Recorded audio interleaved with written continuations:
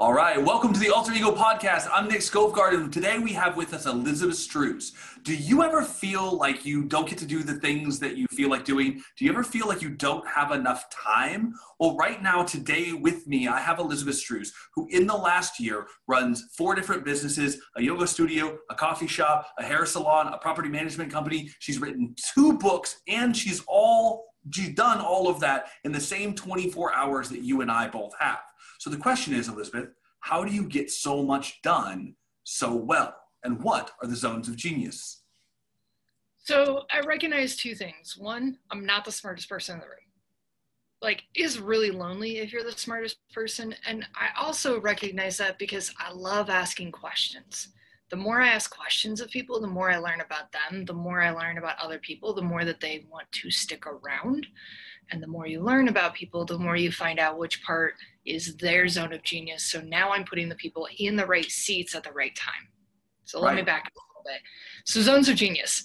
When I first heard about this, I'm going to be really honest. I was like, I'm not a genius. This zones does not apply to me. I has no genius. Like I quit. But then I noticed that in the first step it's the zone of incompetence. And I'm like, I'm incompetent in a lot of things. Check. Nick, do you ever feel like you look at things, you're like, I don't know who does that, but that is not me. Accounting. That is not me. I am not made to do this job, right? And I think that's one of the points that you drive home when we're talking about the zones of genius is it's stop doing the stuff that you're really bad at because you take so much time sucking at this stuff that you don't have time to do the stuff that you're good at. So how did you figure out what you're bad at and what you're good at? So incompetence are the things that if I bitch about it a lot, it's in my incompetence. It's not even in my competence. If I am screwing it up and I'm complaining about it, it immediately goes onto my little Post-it and it goes into my incompetence. If I notice that my team is kindly asking me to show them how I've done something multiple times, here's your sign. It's incompetence. It means that you're not doing it. AKA, I'm not allowed to count down the drawers anymore on any of the businesses. Any of them. Right. I'm allowed to work with the accountant and I'm allowed to pay taxes, but I am not allowed to count down drawers. Incompetence, right? So it's the things that you can't do. And then there's the zone of competence. So it feels like that they might be similar, but reality is they're not. Mm-hmm. So incompetence, I can't do legal stuff. Absolutely not, right? Competence says that I can do it, but am I the best person for the job? So I have access to Adobe Suite. I can do Photoshop. I can do InDesign. But if I do it, it might take me 2.5 hours and a string of explicitives about yay long. Right. But if I send it over to your team, you're like, oh yeah, we did that in like 10 minutes and it looks beautiful and it looks like, oh, I don't know, a professional did it maybe. Like, something that you can technically get done, but like takes lots of time, lots of effort, lots of stress, and doesn't produce the best possible product, right? Like that's what we're talking about here. Competence is, it's possible to do. I'm not completely an idiot here, but man, this isn't my sweet spot. This is something that I really have to force myself to do. Is that pretty accurate?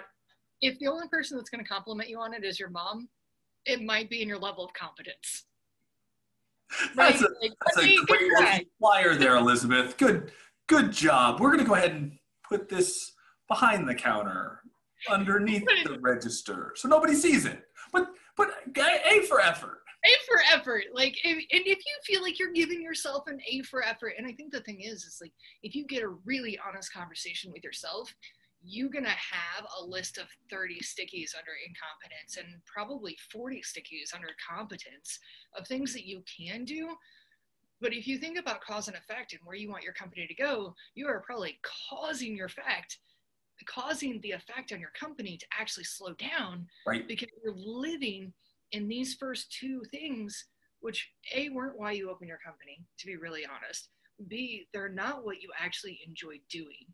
And C, nobody wants to be around you because you suck. No, exactly.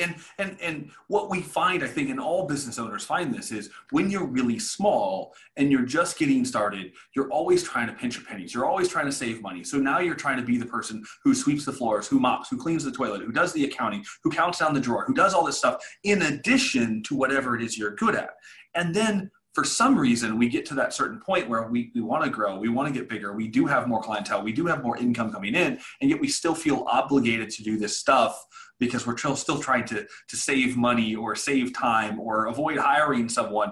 And what you're saying right here is that's where everybody goes wrong. Like, that's where they're making a mistake. So what are the other two zones? So part of the reason it's making a mistake is because you're doing it and you're taking up your own time, which is actually the most expensive time, if you think about it. And then you're going to turn around and have to pay somebody else anyway. So you're costing yourself money twice by living in incompetence and competence. So let's really look at where is your skill set. So Nick, close your eyes in 10 seconds or less. Can you tell me two things you are really good at that nobody else in your office can do? Talking to people, like just getting connections and pulling information out of them. Like that's where I thrive, and that's where I feel like I'm in the zone. I would totally agree. And seeing you in a room full of people, you would never know that there was a stranger there, right? I happen to know a couple of the other people on your team. They don't have that yet. I think they could get there, but they're just not there yet. So Right. When you're looking at your teams, like, what is it that you have that is in your zone of excellence that maybe you are learning to pass on, but you don't have yet? And likely it's only going to be two, maybe three things. So like for right now, I do the personal development meetings for my team. That's because I'm the only one trained. I won't be the best eventually at it. Right. I love it. I enjoy it, but it's not in my zone of genius, which is the next level. So excellence is really going to only be two or three things that I'm going to put into it. I don't want anybody else to have to worry about paying taxes. Right. So I want to ask a clarifying question here. Our third zone here. So first you have the zone of incompetence, then you have the zone of confidence, and then on the other side you have the zone of excellence. So that's our third zone. And what really separates the zone of competence and the zone of excellence is this is what you're good at, you're proficient at, you can do well, but it's not necessarily your genius, your one big thing, or your one or two big things. So you said there's just a couple things in your zone of excellence. What would be an example of something that's in the zone of excellence that isn't in the zone of genius? And what differentiates the two? So for me, that was really easy. So I used to work for an international color company, and I traveled across the US teaching color classes or teaching business classes. My zone of excellence is teaching in general, and I love teaching from a stage, like getting to have that witty banter back and forth, and like I love all of that. That part's my zone of genius. Teaching the color class, not so much. So sometimes you might pick something that is both in your excellence and genius, but if you really truly separate it out, you're gonna find you don't really need to do both. So writing the books, nobody else can write my memoir with my voice. Mm-hmm. But I don't need to be the one to proof it. I don't need to be the one to finish it. I don't need to be the one to make it pretty. Like, it's a very rough, like, here's 200 pages of information. Somebody else needs to go in and put that pizzazz on it. I'm not the one to do it because I'm too close to it. So even in one book, I have both zone of genius and incompetence. Right, right. And I think that's the secret to being able to finish things. So to clarify too, one other thing that separates the zone of excellence from the zone of genius isn't just are you good at it, but do you enjoy doing it, right? Do you get something from that? Is that correct? So I think both in excellence and genius, you're going to enjoy. So the difference between competence and competence is it's done, it has to be done, the floors are swept, right? Just right. Basic. Excellent and genius, you're going to enjoy both of these. If you could live in these two things forever, you're going to be in that sweet spot. The biggest difference is, though, no one has your voice, your story, or your background when it comes to the zone of genius. When you're living at this highest elevation, so to speak, you're living from a place that's so pure and so much from within, no one else can touch that. And the best part, no one can take that away. Right. All the haters, all the naysaying can't touch it because it's yours. Excellence, you can trickle on. Excellence, you can give away. right? So now you have a great exercise that will help people sort of identify where their zones are. But before we get to that, I have to ask, like, there's somebody out there listening right now, and just like you, when you heard about this for the first time, going, I don't have a zone of genius. I don't have one. I'm not good at anything. I don't love anything. I don't know where to start. What is that?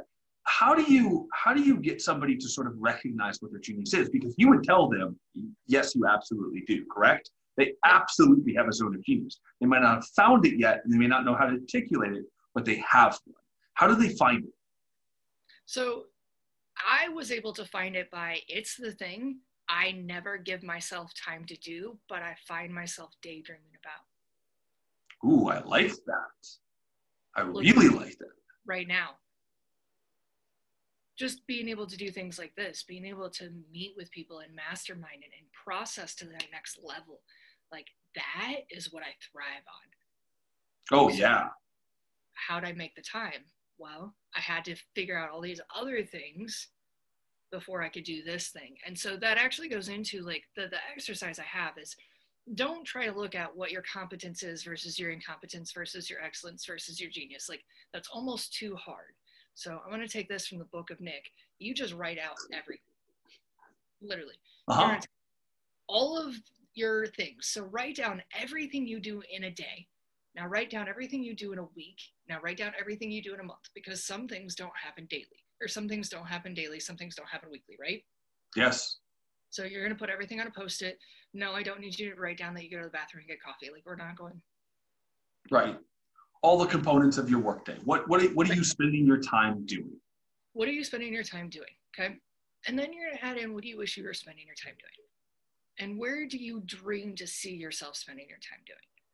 So you should have roughly 5 different lists of Post-its. And then you should be able to take a step back from it. I did mine on one morning of writing everything out in what I call word vomit format on a Post-it. Right. And I came back that evening and was able to pick one up and be like, accounting, incompetence. Opening the salon, competence? Right. Like, you definitely don't want me to teach yoga, incompetence. Right. So these are things that are within my day, but I was able to easily sort it out. The last one that I found to be able to put Post-its in was genius. And it was very telling of what decisions I needed to make for the next year. So I think a lot of times we live in competence because we must do what our team needs of us. And I want to be that person that does the elbow grease, and I'm going to clean bathrooms like a good leader does. Right. If you're paying your team late, they don't give a fuck if you're cleaning the bathrooms. Yeah. Yeah. If your business goes out of business and they don't have a job, they don't care how clean the bathroom is. And so you come back to, you're creating the assignment today, right? The takeaway from today is, if you go get yourself a big old pad of sticky notes and you start writing down, what are the tasks that you do over and over and over again? Lay them all out in front of you, stick them up on the wall, and then divide your wall into 4 quadrants. What are they? So there's incompetence, there's competence, there's excellence, and there's the zone of genius. What falls into your incompetence? What do you hate doing? What do you struggle with doing? What do you just feel like you're wasting your time? Then what's down here in this corner of competence? What do you do well? What can you get done? But it's not efficient. It's not what you're really great at. It's not where you're the most comfortable. Then in your third zone, excellence, you're going to come out and back with, I'm good at these things. These are the things, I could do these all day. I feel like I'm very competent. I feel like I do a good job. This is something I'm at home with. And then finally, your zone of genius. So when you got done with yours, or maybe just a typical one, how many sticky notes do I have on the wall? And then maybe how many are in each one, roughly? Like, are we talking thousands? Are we talking 5? Where am I at? I probably had 10 or 12 in incompetence and 10 or 12 in competence, but I only had 3 in excellence, and I only had 2 in zone of genius. Right. And that has navigated every decision from there. But one of the things that I realized was that I had so many things in incompetence and competence, I couldn't touch the other 2. So for me personally, I needed an executive assistant. I don't know any of those. And I was not in a position that I could afford them at that time. Right. So then I had to rearrange the stickies to figure out, how much money do I need to pull in my zone of excellence to be able to pay for these levels of competence? And how many times are employees twiddling their thumbs that would be more than happy to help me with things if I would actually ask? Right. Right. So then now you're looking at your day and you're realizing that it's left leaning, right? It's leaning way over here to all of your incompetence and your competence. And this is where all of your tasks are, but all of your love is over on this side of the chart that you never have time for. So this is where this becomes amazing, right? So stop doing things that you suck at. Right, like this is like we always talk about like the gurus and like everybody who does what we aspire to do to some level, and it's like there's this like eye roll moment of like, duh, of course. Well, no, it's not, because sometimes you really need to hear that. And when you tell people what you do in a year, what you do in a day, how many businesses you own, it's not to be braggadocious, but it's to come back and say like, look, all I did is stop doing the stuff that I sucked at, so I could do more of what I'm good at. And what's really interesting about this exercise is you also realize very quickly, where's your most profitable activity? So you have 47 tasks on this side of the chart, and you have, I think you said you had 5 on this side. Where's your most profitable activity? It is definitely not my incompetence or competence. Right, because you're wasting your time, you're wasting your money. And like you said, Elizabeth, the most valuable asset you have as an entrepreneur is your time. If you are not protecting your time, if you're not carving out time to do the things that are in your zone of genius or the things that are in your zone of excellence, that are revenue generating activity that make you happy, to allow you to do less of what's over here because it's a waste of your time, then you're not being true to yourself to a certain degree, right? Like you're not living the life that you should be living because you're busy doing the things that you shouldn't be doing. And if you do that, guess what you're going to create in your teams? Structure, leadership, trust. You're not going to be able to build trust or the idea that they're going to be self-sufficient or the idea of gratitude, because you're doing all of it and you're angry and you're exhausted and you're not doing what you enjoy. People don't stick around for that. I couldn't say it better. So our takeaway today, the one big thing that you want to leave someone with is it has to do with what are you doing with your time and how much time are you spending paying attention to the direction that you're heading. So what would you challenge listeners with today? What would you leave them? What piece of advice would you leave them with? Honestly, if you do the zones of genius, trust. The student will come, the teacher will come, the money will come. But you have to do this work first.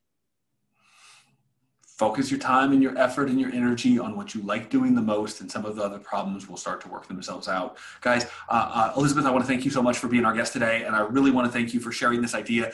If you haven't already done it, go get those sticky notes out, go to work, because next time when we come back next week on the Alter Ego podcast, we're going to be talking about the hero's journey, right? Because if you're in that thing where you're doing all of your incompetence, all of your competence work all the time, you're right here on that hero's journey, right? You're waiting to turn that corner, because freeing up your time is what will free up that hero's journey. Join us next week, and we'll be right back with you.